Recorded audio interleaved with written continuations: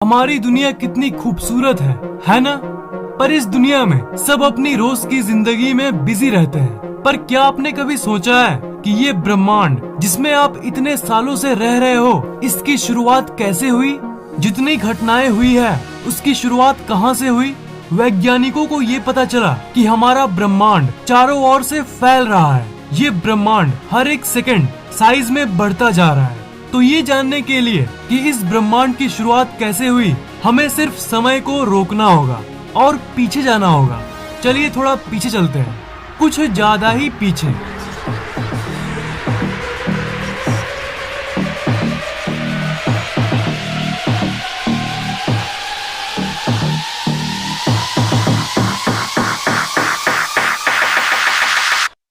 आज से करीब 13.8 अरब साल पहले ये है हमारा अनंत ब्रह्मांड। सब कुछ इस परमाणु से भी छोटे से गोले के अंदर समाया हुआ है। इस ब्रह्मांड में जो भी होने वाला है, इस ब्रह्मांड में जो भी घटना घटने वाली है, सब इसमें मौजूद है।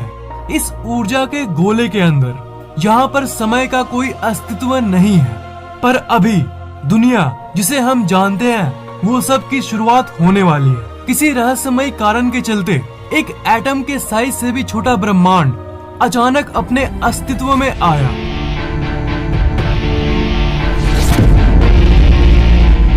एक सेकंड के करोड़वें हिस्से के अंदर ये ब्रह्मांड अपने अस्तित्व में फैल गया और इसे ही हम कहते हैं द बिग बैंग। इस समय आप जो ब्लास्ट होते हुए देख पा रहे हो, ये सब ऊर्जा है, प्योर एनर्जी।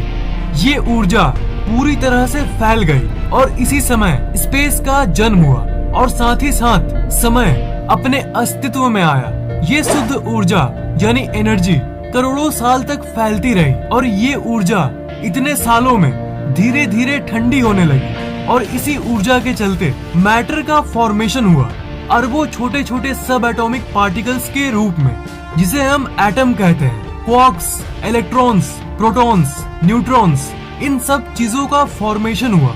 असल में दो प्रकार की चीजें बनी थी। आधी थी मैटर, मतलब वो परमाणु और बाकी चीजें जिससे ये दुनिया बनी है, जिससे आप बने हो। और दूसरा ग्रुप था एंटी मैटर, जो मैटर का ऑपोजिट है। और क्योंकि एंटी मैटर मैटर का विपरीत है, इसलिए जब वो आपस में मिलते हैं तब वो एक दूसरे को खत्म कर देते थे। पर फॉर्चुनेटली मैटर एंटी मैटर से थोड़ा ज्यादा था। सब खत्म होने के बाद एक मैटर का गोला बच गया था और उसके विपरीत और कुछ नहीं था जो उसे खत्म कर सके। इसलिए उसका विस्फोट हो गया, जो कि हम लोगों के लिए बहुत लकी था, क्योंकि इसी एक गोले से अब पूरी दुनिया बनने वाली है। इसी एक मैटर के गोले के चलते तारों और ग्रहों वाला ब्रह्मांड अस्तित्व में आया। शुरू की बिग बैंग के चलते ये ब्रह्मांड अस्तित्व में आया और मैटर के गोले के इस विस्फोट के चलते ब्रह्मांड की अंदर की चीजें अस्तित्व में आई।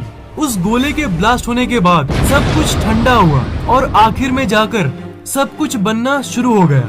धूल जैसे दिखने वाले इस ब्रह्मांड में एक फोर्स अपना काम करने लगा। उस फोर्स के चलते हर एक एटम आपस में जुड़ने लगे, एक दूसरे की तरफ आकर्षित होने लगे। और ये फोर्स कोई और फोर्स नहीं, ये है फोर्स ऑफ ग्रेविटी यानी गुरुत्वाकर्षण बल। शुरुआत में इस ब्रह्मांड में ज्यादातर हाइड्रोजन के एटम्स एग्जिस्ट करते थे। गुरुत्वाकर्षण बल जगह जगह उस हाइड्रोजन के परमाणु को आपस में कॉम्प्रेस करने लगा। जिस जगह हाइड्रोजन के परमाणु गुरुत्वाकर्षण बल के चलते सामने आते थे, उस जगह का तापमान लाखों डिग्रीज तक पहुंच जाता था।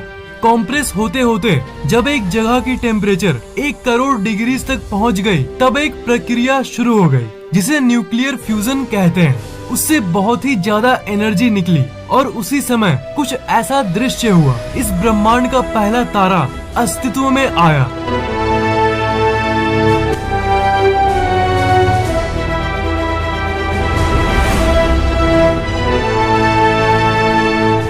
फिर इस तारे को अपना एक दोस्त मिल गया और इसी प्रक्रिया से शुरुआत में 200-300 तारे बने और लाखों साल के अंतराल करोड़ों तारे अस्तित्व में आ गए। जी हाँ, यही वो तारे हैं जो आप रात को आसमान में देखते हो। वो ब्रह्मांड के शुरुआत में इसी तरह बने थे।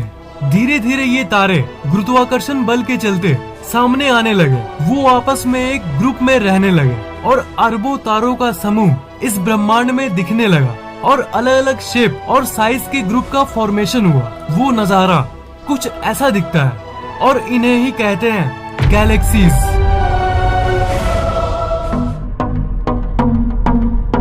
इसी तरह लाखों, करोड़ों और अरबों गैलेक्सीज यानी आकाश गंगाओं का जन्म हुआ और इन्हीं गैलेक्सीज के समुद्र में कहीं बीच में एक ऐसी गैलेक्सी बनी और इस गैलेक्सी का नाम है द मिल्की वे, यानी वो गैलेक्सी जिसमें हम और आप मौजूद हैं। इस गैलेक्सी के अंदर खरबों तारे मौजूद थे, पर कुछ डस्ट अभी भी बचा हुआ था जो कि स्पेस में तैर रहा था।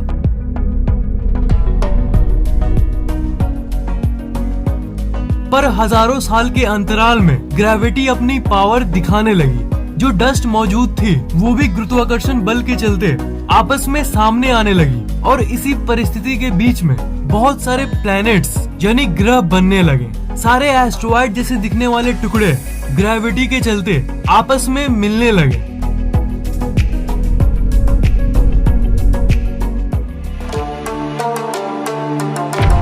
और इन्हीं ग्रहों के बनने के दौरान एक रॉकी प्लैनेट भी बनने लगा, यानी ऐसा ग्रह जिसका सतह सॉलिड था और किसे पता था कि इसका नाम होने वाला है अर्थ यानी धरती, जिसमें आपका और मेरा जन्म होने वाला है। सॉलिड टुकड़े आपस में जुड़ के प्लैनेट तो बन गए, पर जो बचे खुचे प्योर हाइड्रोजन के एटम्स थे वो भी आपस में मिलने लगे। और जैसा कि मैंने तारे के निर्माण के बारे में बताया था, बिल्कुल वही घटना यहाँ भी हुई। कुछ बचे हुए हाइड्रोजन के एटम से एक छोटा सा तारा बनने लगा। सारे हाइड्रोजन आपस में करीब आने लगे और इतनी टेम्परेचर बढ़ गई कि न्यूक्लियर फ्यूजन की शुरुआत हो गई। एक नया तारा जिसका नाम है सूरज, उसका जन्म हो गया। जब ये सूरज बना तब ये एक बहुत ही तेज सोलर विंड को इरप्ट किया, जिसके चलते बाकी सारे धूल के कण सोलर सिस्टम यानी सौर मंडल के बाहर चले गए और सौर मंडल में वही 8 ग्रह और बाकी उपग्रह बच गए जो कि साइज में बड़ी थी।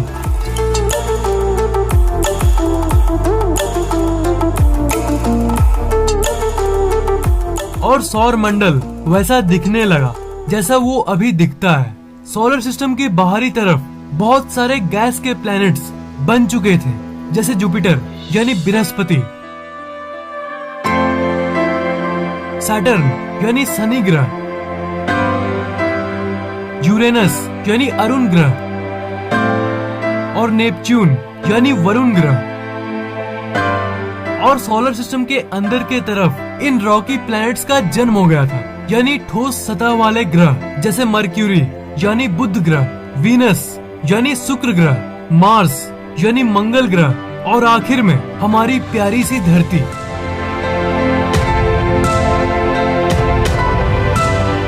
और यही वो धरती है जिसके इतने बड़े सतह पर से एक जगह पर बैठ के आप इस वीडियो को देख रहे हो।